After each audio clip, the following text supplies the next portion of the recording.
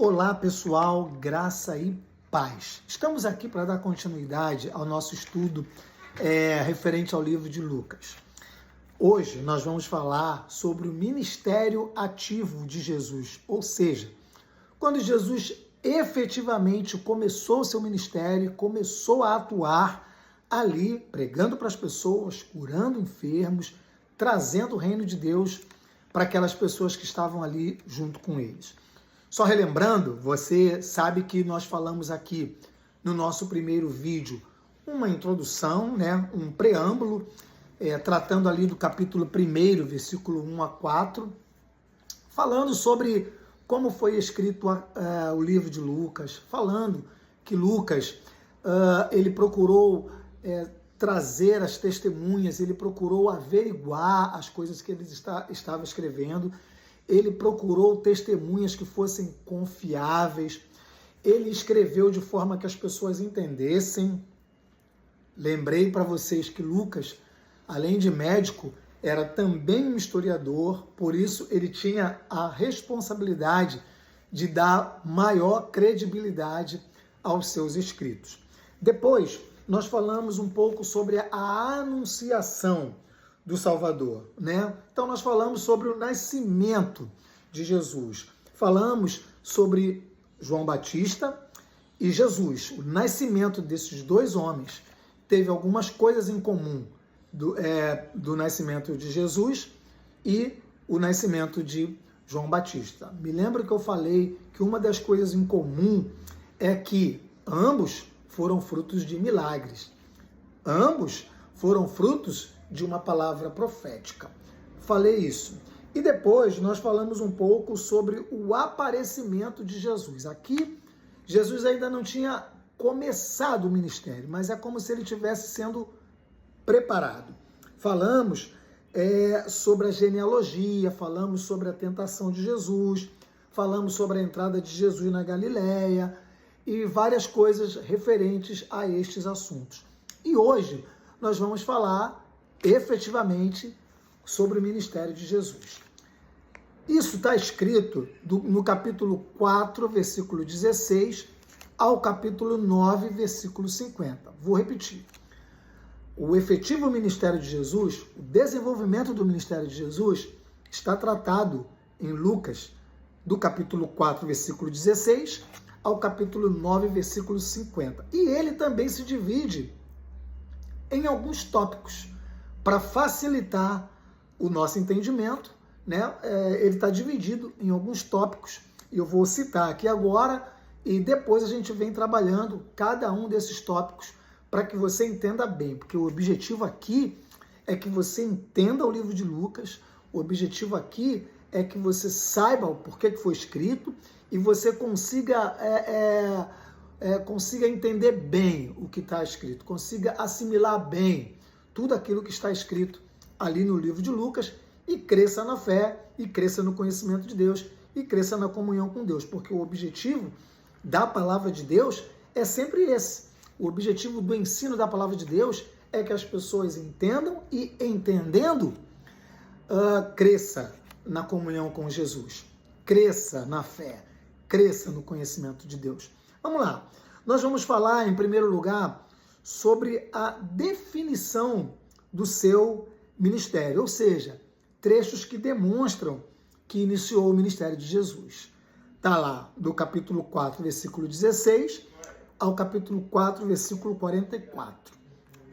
Depois, nós vamos falar sobre provas do seu poder. Por quê?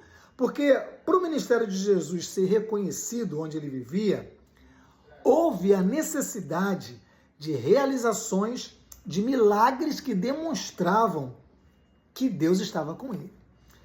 Houve necessidade de realização de milagres que demonstrasse o poder de Deus sobre a vida de Jesus. E do capítulo 5, versículo 1 ao capítulo 6, versículo 11, Lucas relata vários desses milagres. Lucas relata vários desses acontecimentos que puderam dar respaldo ao ministério de Jesus, porque as pessoas esperavam isso, esperavam que o Messias viesse realizando coisas maravilhosas. Que o Messias viesse realizando coisas grandiosas em nome do Senhor. Depois nós vamos falar sobre a escolha dos apóstolos. Está lá no capítulo 6, versículo 12 ao versículo 19.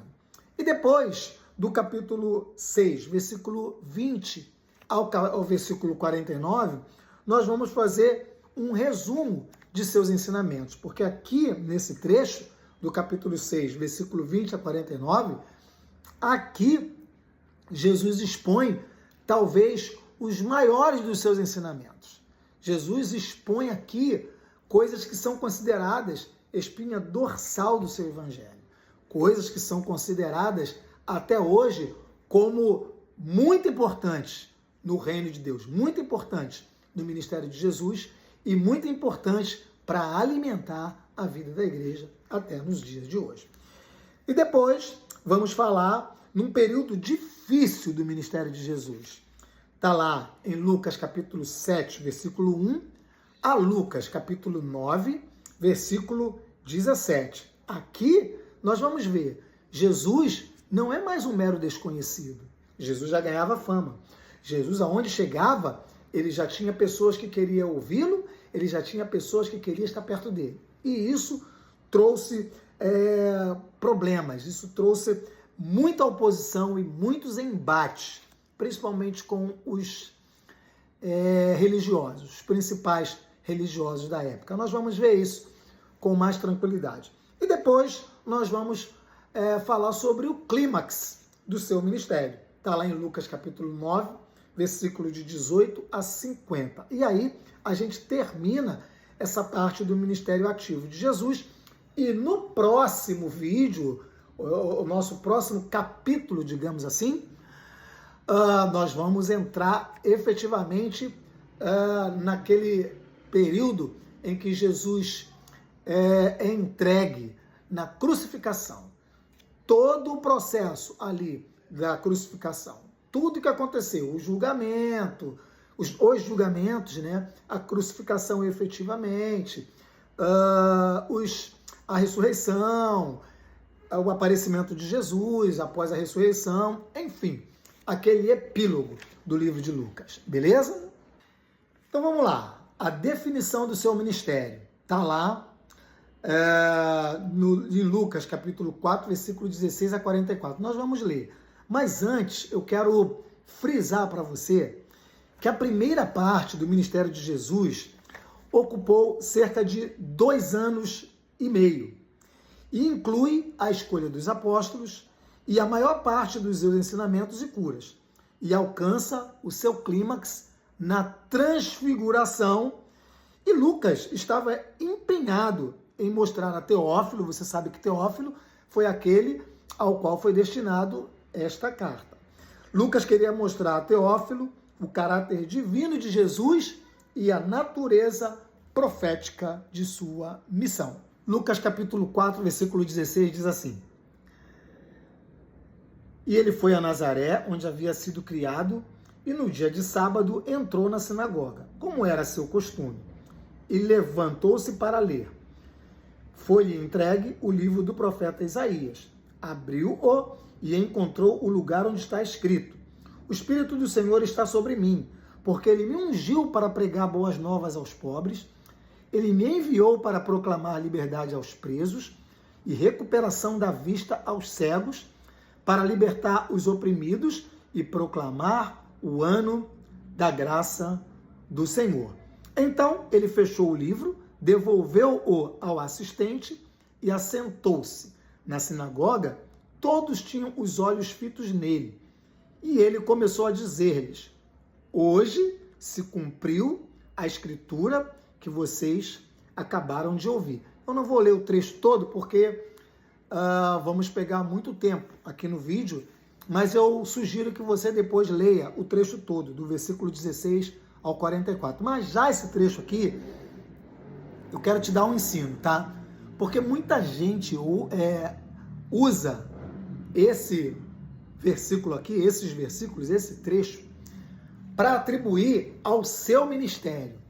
Aqui está dizendo, né, que Jesus disse o seguinte,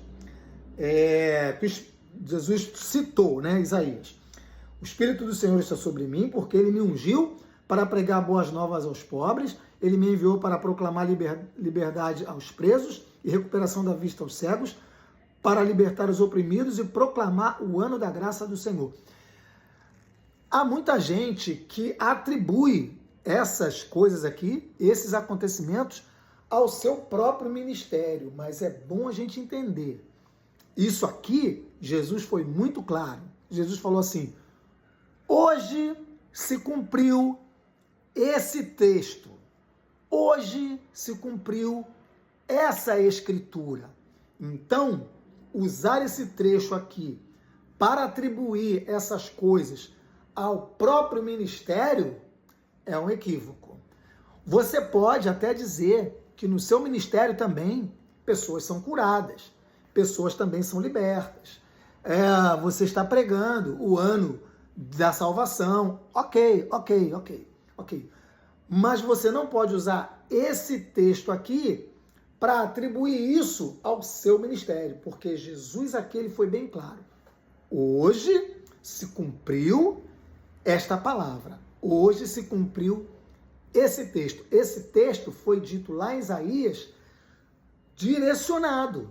Esse texto foi proclamado em Isaías com um endereço certo. Que endereço certo era esse? Jesus.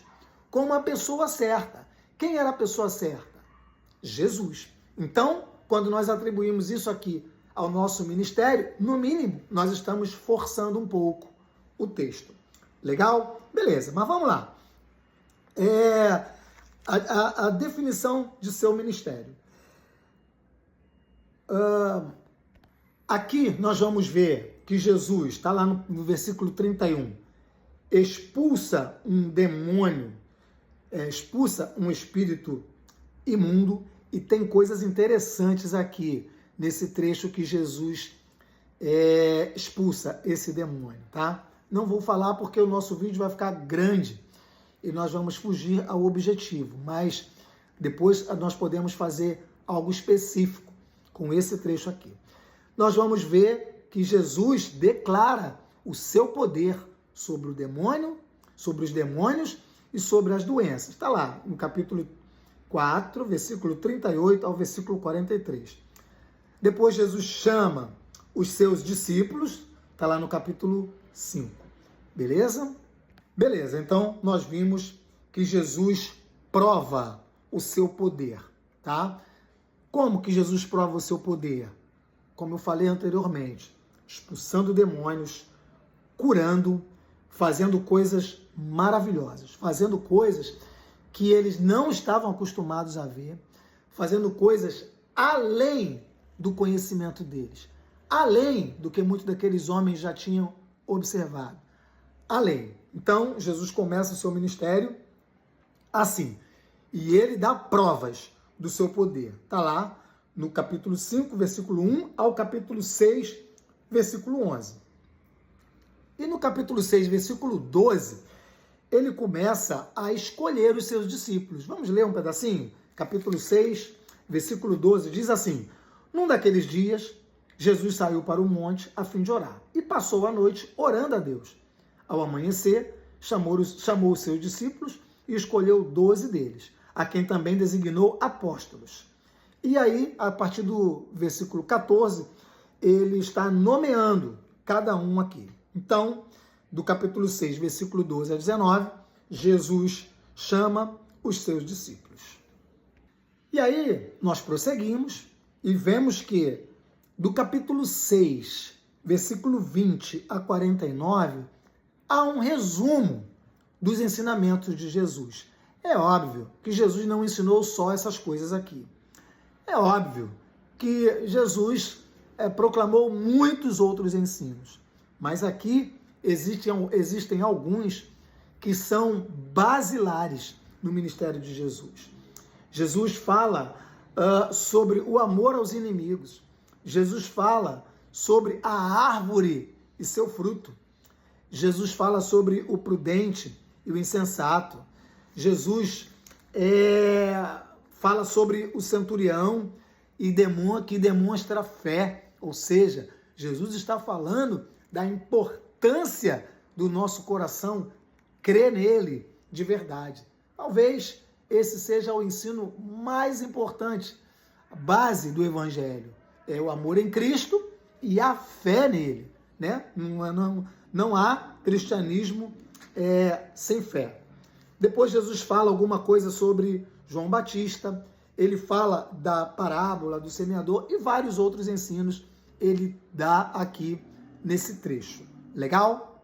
E chegamos no capítulo 7, versículo 1 ao capítulo 9, versículo 17. É um trecho longo. Aqui, Jesus não é mais um mero desconhecido. Aqui, Jesus não é mais olhado como aquele homem de Nazaré, como aquele homem lá de Belém, como aquele filho de José, como aquela pessoa simples, como aquele carpinteiro. Aqui no capítulo 7, a fama de Jesus já havia corrido. Aqui no capítulo 7, as pessoas, quando sabiam que Jesus ia a algum lugar, elas corriam atrás dele. Aqui, a partir do capítulo 7, quando as pessoas entendiam que Jesus estaria chegando num determinado lugar, já havia um alvoroço, um rebuliço naquele lugar. As pessoas que eram doentes já sabiam do seu poder de curar. Então, o que acontecia? Elas iam para lá para serem curadas. As pessoas que tinham familiares endemoniados, que sabiam que Jesus ia para lá, o que eles faziam? Pegavam seus parentes endemoniados e levavam. Por quê? Porque o poder de Jesus, nessa altura do campeonato aqui, já era conhecido. Então, o que aconteceu? O que aconteceu? Jesus começou a ter resistência. Jesus começou a ser perseguido. Jesus começou a ser confrontado. Confrontado por quem, Davi? Será que é confrontado por aquelas pessoas que estavam sendo curadas? Ele foi confrontado por aquelas pessoas que tinham os seus parentes libertos de demônios? Ele estava sendo confrontado por aquelas pessoas que, de alguma maneira, eram abençoadas com seus ensinos? Obviamente que não. Jesus começou a ser confrontado pelos principais religiosos, pelos principais sacerdotes, por aqueles que detinham o poder religioso. E é claro que naquela época o poder religioso se misturava também com o poder político. Então, aqui, a partir do capítulo 7, você vai ver vários religiosos confrontando Jesus, tentando difamar Jesus, tentando tirar a autoridade dele, tentando questionar a autoridade dele e, principalmente, querendo questionar o fato dele ser o Messias, querendo questionar a sua realidade messiânica. E foi pesado, foi pesado. A resistência aqui foi muito forte, foi muito grande, mas o nosso Senhor, como sempre, ele enfrentou com sabedoria, enfrentou com coragem, enfrentou com convicção e rompeu, e venceu, e foi até o fim do seu ministério. Eu vou ler apenas um trecho aqui do capítulo 7, versículo 1. Olha só. Depois do centurião, não vou ler nem o versículo 1. Eu vou mais para frente um pouquinho, tá? Eu vou mais para frente um pouquinho, porque aqui ele fala dos milagres de Jesus. Jesus e João Batista. Jesus é ungido por uma pecadora, né? Lá no versículo 36. Jesus, ele é muito considerado ainda.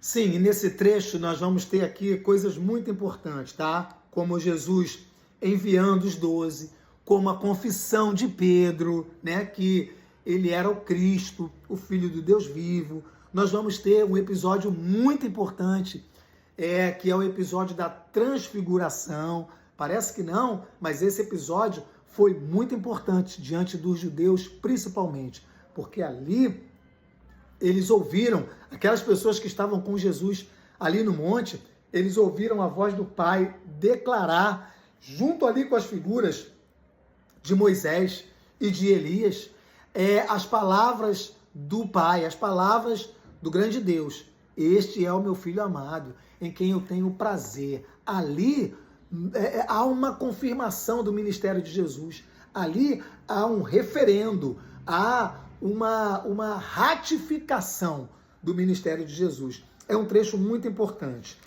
Tem um ensinamento sobre quem será o maior, está lá no capítulo 9, versículo 46. E aqui, olha só, no versículo 51, já tem uma oposição aqui, tá? Capítulo 9, versículo 51, olha só. Aproximando-se o tempo em que seria elevado aos céus, Jesus partiu resolutamente em direção a Jerusalém e enviou mensageiros à sua frente. Indo estes, entraram num povoado samaritano para lhe fazer os preparativos, mas o povo dali não o recebeu, porque se notava que ele se dirigia para Jerusalém. Ao verem isso, os discípulos Tiago e João perguntaram: Senhor, queres que façamos cair fogo do céu para destruí-los?